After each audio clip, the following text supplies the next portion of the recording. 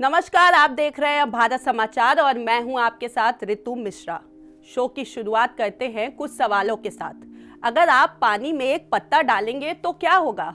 आप कहेंगे यह कैसा बेतुका सवाल है, अरे पत्ता पानी में तैरेगा। लेकिन अब हम आपसे पूछ लें कि अगर पानी में भारी फल डाला जाए तो फिर क्या होगा? आप कहेंगे फल डूब जाएगा। लेकिन आपके दोनों ही जवाब गलत हो जाएंगे, क्योंकि हम आपको जिस जगह लेकर जाने वाले हैं वहां ठीक इससे उलट होता है। पानी में पत्ता डूब जाता है और फल तैरने लगता है। सैकड़ों साल पुराना चमत्कारी कुंड। क्या है इस चमत्कारी कुंड का राज? महादेव की अद्भुत जल शक्ति। जल शक्ति से होता है चमत्कार। कहते हैं छोटे से इस कुंड में कुछ है, शायद महादेव की शक्ति। उस शक्ति से चमत्कार होता है। उस चमत्कार को युगों से नमस्कार किया जा रहा है। आपकी आंखों को यकीन करना पड़ेगा। इस लबालब पानी में बेलपत्र डूब जाता है। विज्ञान के मुताबिक तो इस पानी में बेलपत्र को ऊपर तैरना चाहिए, लेकिन बेलपत्र विज्ञान के नियम से उलट जाकर के पानी में डूब जाता है। विज्ञान का उल्टा नियम यहाँ केले पर भी लागू होता है। आमतौर पर केले को पानी में डूब जाना चाहिए, लेकिन केला पानी में तैर रहा है। विज्ञान को चकमा देने का अंदाज सेब का भी है, यही हाल अमरूद का भी है। विज्ञान कहता है कि अगर पानी में कोई पत्ती डाली जाए तो पानी की सतह पर तैरती रहेगी, लेकिन कुछ तो है इस कुंड में कि यहाँ पर बेलपत्र तैरते नहीं, डूब जाते हैं। जैसे महादेव की कोई शक्ति उन्हें अपनी तरफ खींच रही। बेलपत्र भी छोड़िए, अगर आप पानी में दूध की धार डालें तो विज्ञान के मुताबिक उसे भी पानी की सतह पर तैरना चाहिए, लेकिन इस कुंड के सामने विज्ञान चकमा खा जाता है। दूध की धार सीधे कुंड की तलहटी में पहुंच जाती है। वैसे ये सब कुछ सिर्फ कुंड में होता है। अगर यही कोशिश कुंड के बाहर की जाए तो वही होता है जो विज्ञान के सिद्धांतों में लिखा है। ये धाम महादेव की उन्हीं शक्तियों का एक छोटा सा नमूना है। हमारे बुजुर्गों ने हमको बताया कि यहाँ पर जो है एक ऐसा स्थान है जहाँ पे जो है फल चढ़ाने पे फल डूब जाते हैं और प्रसाद रूप में एक फल ऊपर आ जाता है। पहली बार आए थे तो हमने ये सब किया था पूजा पाठ, और वो हो भी गया था। हर बार में आके वो एक रेशियो बन जाता है कि जितनी बार आए अब एक समस्या ही लेके आए, वो नहीं ये सब पहली बार आए थे तो हमारी सारी समस्या का समाधान हुआ। बाबा जी ने यहाँ को जागृत किया, और वो जो बाबा थे वो हमारे बाबा थे। ठीक, हम दुकान लगाते हैं, यहाँ सारे यात्री आते हैं। पहले बेलपत्री यहाँ स्वीकार होती है, और जो अगर नहीं स्वीकार होगी तो तैर जाएगी। जिसके मन यानी इच्छा भावना होगी वो उसकी ही जाती है। यहाँ 5 फल चढ़ते हैं और कुछ नीचे जाते हैं, कुछ आपको प्रसाद मिलता है। यहाँ यही है। हमारे सामने सवाल है कि विज्ञान को मुंह चढ़ाने वाले चमत्कार क्यों हो रहे हैं? क्या इस पानी में कोई खास बात है या इस पानी में कोई दैवी कृपा है? इस सवाल का जो जवाब हमें सुनने मिला वो बड़ा चौंकाने वाला है कि इस कुंड के नीचे पौराणिक समय से कुंड के नीचे शिवलिंग है। यही शिवलिंग विज्ञान के नियम को बेमानी बनाता है। महादेव पर आस्था रखने वाले की माने तो सभी सेब पानी में नहीं डूबते, कुछ सेब और अमरूद पानी पर तैरते हैं। लोग कहते हैं कि यही भक्तों का प्रसाद है। जो प्रसाद यानी कि चढ़ावा डूब जाता है उसे भोले शंकर ग्रहण कर लेते हैं, और जो पानी पर तैरने लगता है वो महादेव की तरफ से भक्तों के लिए प्रसाद होता है। तो चलिए आज आजमाते हैं उन शक्तियों को, मिलते हैं चमत्कार के उस दावे से और देखते हैं उस कुंड में वाकई कोई करिश्मा है। अगर नहीं तो जो होता है वो होता क्यों है? मान्यता है कि चमत्कारिक कुंड के नीचे एक शिवलिंग है। इस शिवलिंग के कारण विज्ञान को चिढ़ाने वाला खेल होता है। यहाँ ऐसा सदियों से होता चला आ रहा है। लोगों का कहना है कि पानी के नीचे एक शिवलिंग था और उसकी शक्तियाँ आज भी मौजूद हैं। हमने फैसला किया कि आज हम खुद उस शिव धाम में जाएंगे और चमत्कार के उस दावे को अपने सामने आजमाएंगे। भगवान शिव का ये हैरत कर देने वाला स्थान लखनऊ से करीब 90 किलोमीटर दूर सीतापुर जनपद में गोमती नदी के किनारे एक गांव अबरापुर में है। महादेव का वो अद्भुत धाम जहां पर आज का आधुनिक विज्ञान भी मौन हो जाता है। बेलपत्र जैसी हल्की चीज पानी में डूब जाती है और भारी फल ऊपर तैरने लगते। इंटरनेट पर तस्वीरें तो बहुत थी, लेकिन हम अपनी आंखों से इस चमत्कार की तस्दीक करना चाहते हैं। चमत्कारी कुंड की कहानियां हमारे मन में कई सवाल पैदा कर रही थी। बिना कुंड के पास जाए इन सवालों के जवाब नहीं मिल सकते थे। हमने सीतापुर के अपने सहयोगी को कुंड के पास जाने के लिए कहा। बसंत मिश्रा सीतापुर के ही रहने वाले थे, इसलिए उनको इस कुंड के बारे में पहले से मालूम था, लेकिन सच्चाई कैमरे के तराजू पर कसनी थी, आप तक पहुंचानी थी। इसलिए बसंत उस चमत्कारी कुंड के लिए रवाना हो गए। और वहां जाकर के उन्होंने जो पाया, जो कहानियां सुनी, जो अपनी आंखों से देखा, जो लोगों की लाइव गवाहियां कैमरे पर रिकॉर्ड की, वो हैरान करने वाली थी। सीतापुर से करीब 40 किलोमीटर दूर रुद्रावर्त स्थान है, जहां पर मान्यता है कि अगर आप यहां आते हैं तो भगवान शिव के आपको साक्षात दर्शन होते हैं। आइए आपको दिखाते हैं कि यहाँ पे वो वही कुंड है जहाँ पर प्रसाद के रूप में आपको फल सीधे भगवान शिव के द्वारा प्रदान किया जाता है। अगर आप यहाँ पर बेलपत्र चढ़ाते हैं तो आपके बेलपत्र सीधे जा करके नीचे बैठ जाएंगे, और वहीं प्रसाद के रूप में यहाँ पे 5 फल चढ़ाए जाते हैं, उसमें से 2 से 3 फल आपको प्रसाद के रूप में भगवान शिव वापस कर देते हैं। ये वही स्थान है ये जहाँ पर लोग आते हैं और अपनी मनोकामना पूर्ण होने के लिए यहाँ पर पूजा पाठ करते हैं। अगर इसके महत्व के बारे में कहा जाए तो ये काफी प्रसिद्ध स्थान है। यहाँ पर काफी पूरे भारत से लोग दूर दूर से आते हैं, और ये गोमती नदी के अंदर अदृश्य शिवलिंग कहा जाता है कि यहाँ पे भगवान शिव अदृश्य हैं और वो सीधे अपने भक्तों पे जो भी प्रसाद अर्पित करते हैं भक्त आकर के, तो सीधे भगवान शिव उसको धारण कर लेते हैं और आपको प्रसाद के रूप में फल या फूल दे देते हैं। तो कहीं ना कहीं ऐसी तमाम सारी यहाँ पे कहानियां हैं जो अभी भी रहस्य बनी हुई हैं। थोड़ी देर बाद हम उस जगह पर होते हैं। लोगों ने बताया कि चमत्कार यहाँ पर मंदिर के शिवलिंग में नहीं, पास में बह रही गोमती नदी के कुंड में था, जिस पर लोग आंख बंद करके विश्वास करते हैं। उस चमत्कार को देखने के लिए हम उस कुंड पर पहुँचे, जहाँ पर बेलपत्र पानी में डूब जाते हैं, फल पानी में तैरने लगते हैं। नैमिषारण्य तीर्थ में हम सीधे कुंड की तरफ बढ़ते हैं। यहाँ पर पूजा के सामान की दुकानें, भक्तों की चहल पहल है। आस्था जब तर्क के पार चली जाती है तो वो चमत्कार बन जाती है। और हिंदुस्तान एक ऐसा मुल्क है जहाँ के चंद किलोमीटर पर आपको कोई ना कोई चमत्कार जरूर नजर आए। मंदिर की ख्याति दूर दूर तक फैल चुकी है। स्थान के विषय में हमको जानकारी कल्याणपुर में ही हुई कि एक ऐसा स्थान है नैमिषारण्य में जहाँ पर फल तो और बेलपत्र वगैरह समर्पित की जाती है।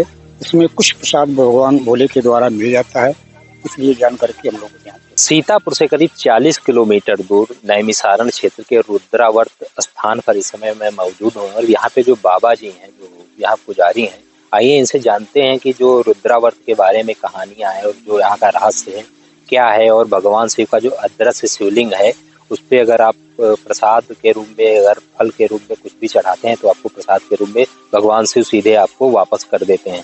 तमाम तरह की जानकारियां, आइए बाबा जी से बात करते हैं। बाबा जी ये बताइए इस स्थान के बारे में, आप कब से यहाँ पे जानते हैं? यहाँ रुद्रावर्त अवतार शिव जी ने लिया है, जल के अंदर गुप्त हो गए हैं, मंदिर में स्वयं प्रकट हो गए। यहाँ के स्वामी जी जो थे श्री रामदास, वो यहाँ बचपन से यहाँ आ गए थे। वो यहाँ पे घोट तपस्या की, यहाँ जंगल था, उन्होंने झाड़ी साफ किया, यहाँ पे रहने लगे, यहाँ पे जागृत स्थान किया। यहाँ पर जो भक्त आता था वो अपनी मुराद लेके आता था, परेशान या कोई मुराद लेके आया तो बाबा जी से कह दे रहा है, बाबा जी सीधे कहना शिव जी से कहो, वो जाने तेरा तो उसको अर्पण है, क्या लगे मेरा, सीधे उन्हीं के पास दे दे रहा। बाबा जी बहुत उठा के देने, जो भक्त एक बार आता था वो दोबारा आता, एक दूसरे बता, दूसरे तीसरे बता, इससे यहाँ पे लेने लगे। यहाँ बाबा जी ने इतनी घोर तपस्या की, आज तक उन्होंने खोज किया इसकी, शिव जी को अपने में रिझा लिया, जो बाबा जी कह देते थे वही हो जाता है। के रूप में अगर यहाँ पे आप बेलपत्र चढ़ाते हैं तो डूब जाते हैं, और फल अगर चढ़ाते हैं तो उनमें से अगर आपको फल वापस हो जाता है, इसके बारे में? यहाँ जो है नीचे गुप्त शिवलिंग है, वो नमस्वाय रुद्राय नमः शिव अर्पण कह के अपना बेलपत्र चढ़ाइए, स्वीकार भी नीचे जाएंगे, नहीं स्वीकार तो जल के ऊपर तैरा करते हैं। और फल जो है बाबा प्रसाद अर्पण, वो यहाँ पे स्वयं शिव जी प्रसाद दे देते, जो देना चाहते ऊपर आ जाता प्रसाद, यहाँ स्वयं शिव प्रसाद देते, इसीलिए मनोकामना पूर्ति फल प्राप्त होता है। जिसको नहीं प्रसाद देते, 4 दिन भर डाले प्रसाद नहीं देते हैं, जो देना चाहते वो प्रसाद तुरंत ऊपर आ जाता है। जैसा कि जो बाबा जी हैं यहाँ पे, इनका साफ तौर पे कहना है, अगर आप सच्चे मन से कुछ भी मांगते हैं और आप प्रसाद अर्पित करते हैं तो सीधे भगवान शिव को जाता है। कुछ कदमों के फासले पर वो चमत्कारी कुंड है। आपको बता दें कि ये कुंड गोमती नदी के किनारे है। इसकी बनावट ऐसी है कि ये गोमती के किनारे के हिस्से में ही बना है। और नदी का ही हिस्सा है। उस चमत्कार को देखने के लिए हम उस कुंड पर पहुंचे जहां पर एक भक्त पूजा कर रहा था। उस युवक ने जैसे ही पानी में फल डाले, वो केला डूबने की जगह पर पानी में तैरने लगा। बाढ़ की वजह से पानी मटमैला हो चुका था, फिर भी सब कुछ साफ दिखाई दे रहा था। विज्ञान के मुताबिक सारे फल डूब जाने चाहिए थे, लेकिन यहाँ सब विज्ञान से उलट हो रहा था। केला और अमरूद जैसे भारी फल पानी में कैसे तैर रहे थे? यहाँ पे बेलपत डालेंगे, सीधे अंदर कुंड में जाएगा। दूध डालेंगे, वो सीधे धार के रूप में नीचे जाएगा। ये गुप्त शिवलिंग है वहाँ पे, ठीक। फल छोड़ेंगे, कुछ नीचे जाएंगे, वो कुछ ऊपर आएंगे। ऊपर आएंगे वो आपका प्रसाद होता है। नदी और कुंड का भूगोल समझने के बाद भारत समाचार के रिपोर्टर उस चीज को टेस्ट करते हैं जिसके लिए हम यहाँ पर आए हैं। जो कहीं नहीं होता वो यहाँ पर कैसे हो रहा था, वो भी विज्ञान के सिद्धांतों के खिलाफ। ये विज्ञान की कोई अबूझ पहेली थी या कोई चमत्कार? इस पहेली को अब हमें सुलझाना था। हमने भी कुंड में बेलपत्र और फल चढ़ाकर देख लिया कि वहाँ कैसे होता है यह अद्भुत चमत्कार। यहाँ आपको एक बात और बता दें कि नदी के किनारे वाले छोटे से हिस्से, यानी कि जिसे कुंड कहते हैं, वहीं पर यह चमत्कार होता है। बाकी जगह अगर आप गोमती नदी में फल और बेलपत्र डालेंगे तो वह तैरेगा और फल डूब जाएगा। ये जो हो रहा था, कहीं इसके पीछे विज्ञान का कोई अनदेखा सिद्धांत तो नहीं जिसे लोग आस्था का नाम दे रहे हैं। अब हमारे लिए यह सब जानना बहुत जरूरी हो गया था। रुद्राव्रत कुंड में अब तक हमारे सामने जो कुछ था वो विज्ञान और आध्यात्म के बीच झूल रहा था। कुछ बातें हमारे साथ थी तो कुछ हमारे खिलाफ। दावे के मुताबिक कुंड में सारे फल नहीं तैर रहे। कुंड की इतनी कहानियां और इतनी गवाहियां देखने और सुनने के बाद हम ऐसे ही इसे ढोंग या फिर झूठ नहीं कह सकते थे। हमारी टीम ने आजमाया कि कुंड से दूर गोमती की धारा में क्या होता है, ऐसा क्यों हुआ, हम ये जानना चाहते थे। जहां रुद्रव्रत कुंड में फल तैरने लगते हैं और फल गोमती में डूब जाते हैं, वहीं दूसरी ओर नदी की धारा में बेलपत्र तैरने लगते हैं। इसका जवाब हमें वही दे सकता है जो विज्ञान का जानकार हो। वो ही इस चमत्कारी कुंड से जुड़े रहस्य की गुत्थी सुलझा सकता है। हमने लखनऊ विश्वविद्यालय के प्रोफेसर ध्रुव सेन को फोन लगाया। हमने उनको पूरी बात बताई। प्रोफेसर ध्रुव सेन ने पूरी कहानी समझने के बाद हमें जो बताया वो इस केस में रोशनी डालने के लिए बहुत अहम था। एक वैज्ञानिक थे जिनका नाम आर्किमिडीज था। आर्किमिडीज ने एक सिद्धांत दिया। वो सिद्धांत यह बताता है कि कोई वस्तु पानी में क्यों तैरती है या पानी में क्यों डूब जाती है। इसका इस वस्तु के वजन से मतलब नहीं होता है, बल्कि वस्तु के द्वारा विस्थापित होने वाले पानी और उस वस्तु के का जो भी वेट है, उन दोनों में रेशियो क्या है, इसके ऊपर निर्भर करता है। अगर विस्थापित होने वाला पानी ज़्यादा है और उस वस्तु का वजन उस विस्थापित होने वाले पानी से कम है तो वस्तु तैरती रहेगी। लेकिन अगर उससे विस्थापित होने वाला पानी कम है और उसका वजन ज़्यादा है तो वस्तु डूब जाएगी। जो भी फल अगर वहाँ पे तैर रहे हैं, इसका मतलब यह है कि किसी भी कारणवश हो सकता है कि पानी के अंदर का, उस फल के अंदर का वो वाटर कंटेंट सूख गया हो, जिसके कारण कि उसके द्वारा विस्थापित होने वाले पानी का वजन उस फल के वजन से ज़्यादा हो गया हो, जिसके कारण कि वो फल तैर रहा होगा।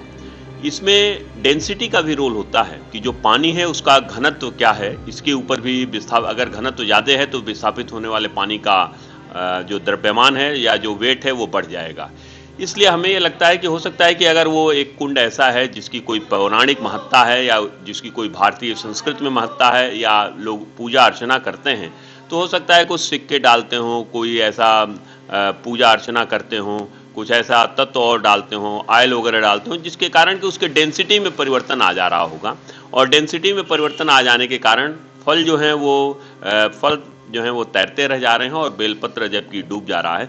बेलपत्र इसलिए डूब जा रहा होगा क्योंकि जनरली जब बेलपत्र हम चढ़ाते हैं तो उसके ऊपर हम गुड़ लगा देते हैं, उसके ऊपर शहद लगा देते हैं, उसके ऊपर चीनी लगा देते हैं, कुछ चीज़ लगा देते हैं, जिसके और जब वो पानी में डाला जाता होगा तो थोड़ा सा पानी को भी वो अवशोषित कर ले रहा होगा, जिसके कारण कि उससे विस्थापित होने वाले पानी का वजन कम हो जा रहा होगा, उसका वजन ज्यादा हो जा रहा होगा। विज्ञान का तर्क है कि सारा खेल कुंड की बनावट का है। ये किनारे पर कटान में है। इसकी बनावट के कारण गोमती की धाराओं में भंवर बन जाता है, जिसमें विज्ञान का सिद्धांत उलट हो जाता है।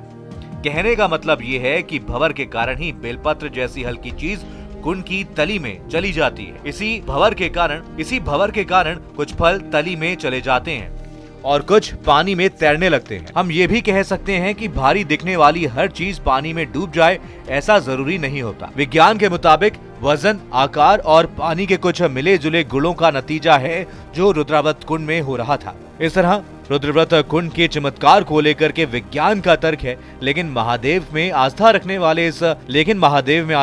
वाली इस व्याख्या को कितनी अहमियत देते हैं ये उन पर है। इस चमत्कारी कुंड का वैज्ञानिक राज चाहे जो भी हो, लेकिन आस्था कहती है कि ये महादेव का धाम है जहाँ पर सदियों से चमत्कार देखने को मिलते हैं। शिव के धाम में बेलपत्र डूब जाते हैं जबकि फल तैरते हुए नजर आते हैं। शिव के धाम में चढ़ाए हुए भोग में से कुछ को ईश्वर स्वीकार कर लेते हैं और कुछ प्रसाद के तौर पर भक्तों के लिए वापस भेज देते हैं। ये एक ऐसी आस्था है जिसका हल आर्किमिडीज के सिद्धांत में कहीं नहीं ढूंढा जा सकता। सदियों पुराने कुंड में भक्तों को चमत्कार नजर आता है और आता रहेगा। स्पेशल डेस्क, भारत समाचार।